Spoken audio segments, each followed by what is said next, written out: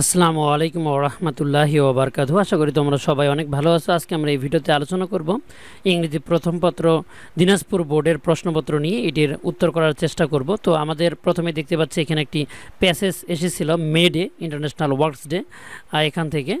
তো এই প্যাসেজটার আলোকে আমাদের এইখানে কয়েকটা 60টি প্রশ্নের অ্যান্সার করতে বলছে এমসিকিউ সিস্টেমের।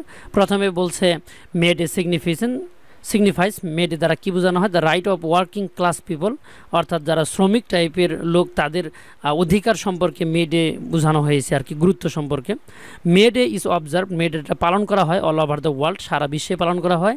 দ্য প্রেস স্ট্যান্ড টুগেদার দ্বারা বোঝাচ্ছে এখানে ঐক্য হওয়া, অর্থাৎ টু বি ইউনিটি, এটি হচ্ছে ঐক্যবদ্ধ হওয়া। তাছাড়া প্রত্যেকটাই হচ্ছে আলাদা অ্যান্সার। তো এখানে আমরা তিনটে অ্যান্সার পেলাম। একটা হচ্ছে right of working class people, আর একটা হচ্ছে অল ওভার দ্য ওয়ার্ল্ড, একদম রাইট অ্যান্সার, এগুলোতে কোনো ভুল হওয়ার সম্ভাবনা নেই।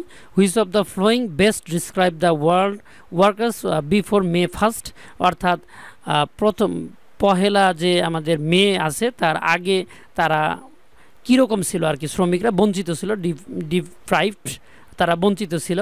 What is the synonym of the word inspire মানে অনুপ্রেরণা, মোটিভেট মানে অনুপ্রেরণা, অর্থাৎ এই 4 নম্বরটার অ্যান্সারটা হচ্ছে রাইট।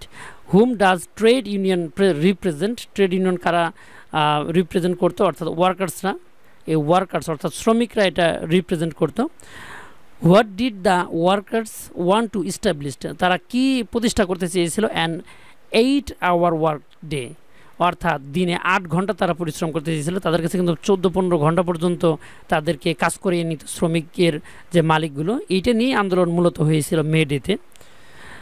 এরপরে হচ্ছে আমাদের 2 নম্বর প্রশ্ন, answer the following question, why is May Day observe today, অর্থাৎ আমরা এই আজকের দিন আমরা মে ডেটাকে কেন উদযাপন করি, এইটা প্রশ্ন করা হয়েছে। এখানে টোটাল 5টি প্রশ্নের অ্যান্সার দেওয়া আছে, আমরা একটু অ্যান্সারগুলো দেখে নিই। Why May Day observe today, অর্থাৎ May Day is observe today to honour the struggle and sacrifice to the working class in their fight for fair working condition, specially the demand for the 8 hour work day.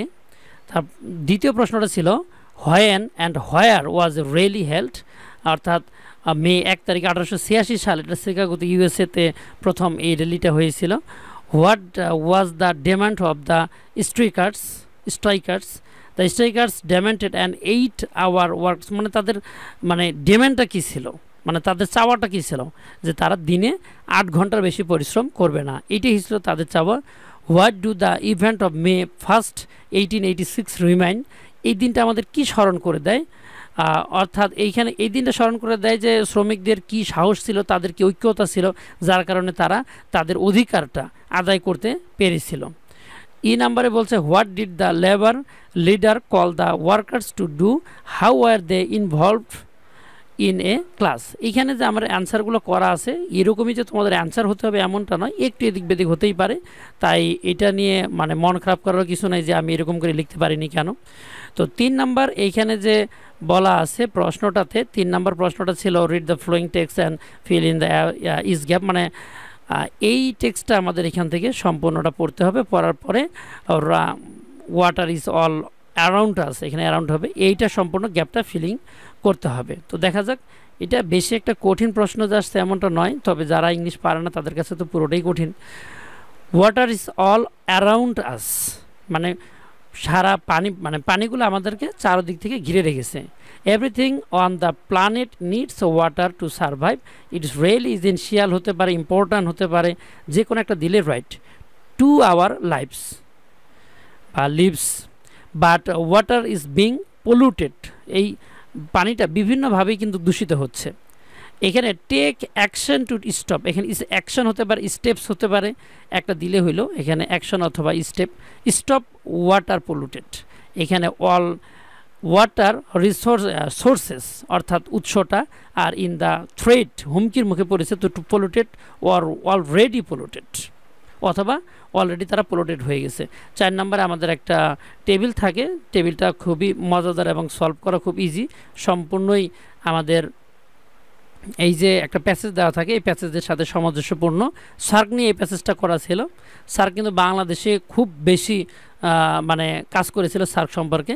SAARC একটা দক্ষিণ Asia আঞ্চলিক সংস্থা, যেখানে সব ধরনের সুযোগ সুবিধা নিয়ে কথা বলা হয়। 60টি দেশ ইনক্লুডেড ছিল, পরবর্তীতে আফগানিস্তান যুক্ত হয়ে টোটাল 8টি দেশ সংযুক্ত হয়েছিল। তো এই সার্ক নিয়ে কথা বলা আছে 4 নম্বরে। মিউচুয়াল কোঅপারেশন টাইম দেওয়া হয়েছিল, অফিসিয়ালি স্টার্টেড মানে কবে এটা স্টার্ট হয়েছিল, আমি এটা অ্যান্সার শিটেই দেখিনি। টাইম এটা স্টার্ট হয়েছিল 1985 সাল।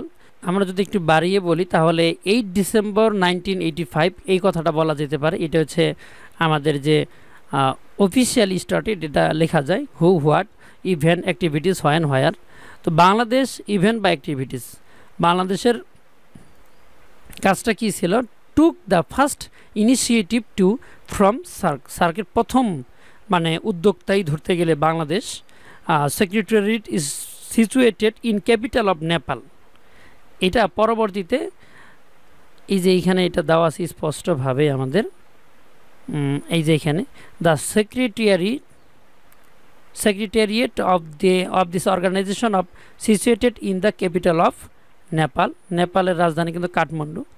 তো এইখানে এটা অবস্থিত। Afghanistan included as the last member of country, last member of কান্ট্রিকে আফগানিস্তান। তারপর is try to expand trade, এটা সবচেয়ে বিস্তৃত করার কে চেষ্টা করেছিল? এটা চেষ্টা করেছিল হচ্ছে বাংলাদেশ। এই হচ্ছে 5টি প্রশ্নের অ্যান্সার সম্পূর্ণ। এইগুলো হচ্ছে অ্যান্সার মূলত।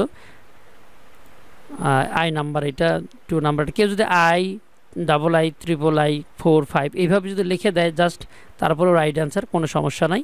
এরপরে বলছে যে আমাদের যে সার্কটা ছিল সেটা সম্পর্কে একটু সামারি লিখতে বলছে। তো এখানে সামারিটা লেখা আছে। সামারিটা যে হুবহু এরকম হতে হবে এমন কোনো কথা নেই, এটা নিজের মতো করে লিখলেও হয়, অথবা প্যাসেজ থেকে যদি বের করে দেওয়া যায় তাও তেমন একটা সমস্যা না।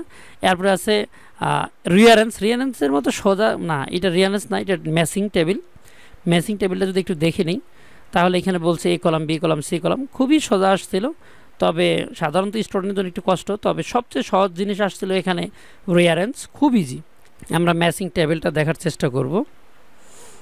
ম্যাচিং টেবিলে যেটা বলছিল, global warming is the increase of carbon dioxide in the atmosphere. Global warming অর্থাৎ বৈশ্বিক উষ্ণতা মূলত আমাদের কার্বন ডাই অক্সাইডকে বৃদ্ধি করতেছে দিন দিন।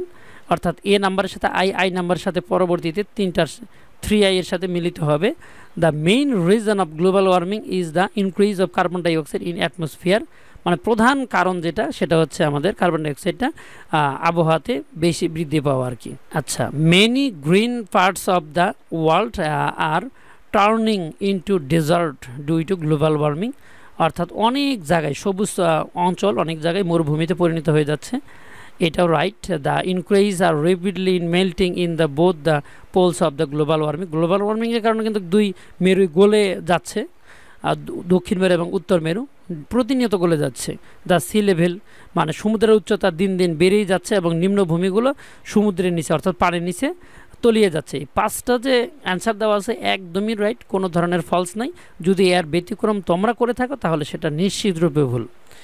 এরপরে হচ্ছে অ্যান্সার টু দ্য কোশ্চেন নং। আচ্ছা, এখানে অ্যান্সার টু দ্য কোশ্চেন নং 7 হবে। তো এইটা রিয়ারেন্সটা কতটা ইজি ছিল, এইভাবে কিন্তু লেখার সিস্টেম না, আমি বোঝানোর জন্য এইভাবে লিখে রাখছি। এই যে জি নাম্বারে বলছে all of you have heard the name of Begum Rokeya Sakhawat Hossain. তোমরা অবশ্যই সবাই এই বেগম রোকেয়া সাখাওয়াতের নাম শুনে থাকবে আর কি। মানে প্রথম কথাই এটা, তারপরেই আসবে তার জন্ম। বি নাম্বারে বলছে তার জন্ম, she was born in 1880 in the village Payrabondh, Rangpur. আমি এখানে গিয়েছিলাম, আমাদের একটা পিকনিকে যাওয়া হয়েছিল, তাদের বাসার দেখার সৌভাগ্য হয়েছিল আর কি। এফ নাম্বারে বলছে she was married to Khan Bahadur Sakhawat Hossain in 1898, অর্থাৎ 18 বছর বয়সে তার বিয়ে হয়েছিল। ইন 1902 অর্থাৎ 1902 সালে সে লেখার কেরিয়ার চালু করে। দেখো এখানে একটা কি সুন্দর মিল বিন্যাস, প্রথমে তার নাম প্রকাশ পেয়েছে, তারপরে তার হচ্ছে জন্ম, তারপরে তার বিয়ে, তারপরে তার লেখার কেরিয়ার শুরু। তারপরে 1908 সালে সে কম্পোজড হার ফেমাস রাইটিং সুলতানস ড্রিম। এই সুলতানস ড্রিম 1908 সালে তার মানে এটা ছাপানো হয় প্রথম। এই ট্র্যাজিক মোমেন্ট, তার জীবনে সবচেয়ে ট্র্যাজিক মোমেন্ট আসে 1909 সালে, অর্থাৎ তার বিয়ের 11 বছর বয়সেই তার হাজব্যান্ড কিন্তু মারা যায় এইখানে 6 নম্বরে। তারপরে বলছে after 5 months of her husband death, তার হাজব্যান্ড মারা যাওয়ার 5 মাস পরের কথা। She established a school named Sakhawat memorial girls high school with 5 student, 5টা স্টুডেন্ট নিয়ে সেটা সর্বপ্রথম চালু করে। তখনকার সময় কিন্তু মেয়েদের শিক্ষা তেমন ছিল না। লাস্টে সে বলছে this distinguished women breathed her last in 1932, অর্থাৎ 1932 সালে তিনি মারা যান, অর্থাৎ 52 বছর বেঁচে ছিলেন। এই হচ্ছে সম্পূর্ণ রিয়ারেন্সটা খুব ইজি ছিল, এবং যদি একটু ভালোভাবে দেখা যায় তাহলে এটার কোনো ভুল হওয়ার চান্সই নাই। তো এর পরবর্তীতে আমাদের আরও কিছু প্রশ্ন ছিল যেগুলো অ্যান্সার আমার দেওয়ার প্রয়োজন পড়বে না। আবার ন্যাশনাল ফ্ল্যাগ নামে একটা প্যারাগ্রাফ লিখতে বলছে। তারপরে এখানে আসছে ওই যে আমাদের হজরত আব্দুল কাদের জিলানী রহমতুল্লাহের যে একটা মানে পদযাত্রা ছিল, তার মা তাকে কিছু স্বর্ণে কয়েন দিয়েছিল জামার ভিতরে লুকিয়ে রাখার জন্য।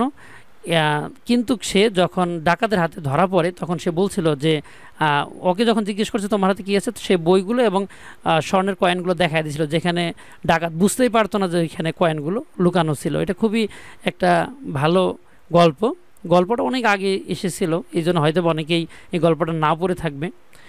এরপরে আমাদের একটা চার্ট আছে, গ্রাফ চার্ট। এরপরে বলছে একটা লেটার লিখতে, ইম্পর্টেন্ট অফ লার্নিং ইংলিশ, এবং 12 নম্বরে বলছে রিডিং নিউজ পেপার সম্পর্কে ডায়লগ লিখতে। এই হচ্ছে সম্পূর্ণ প্রশ্নের সলিউশন। এগুলো মূলত সলিউশন তো বি পার্টের করা সম্ভব না, কারণ এগুলো দেখে নিলেই পারবে।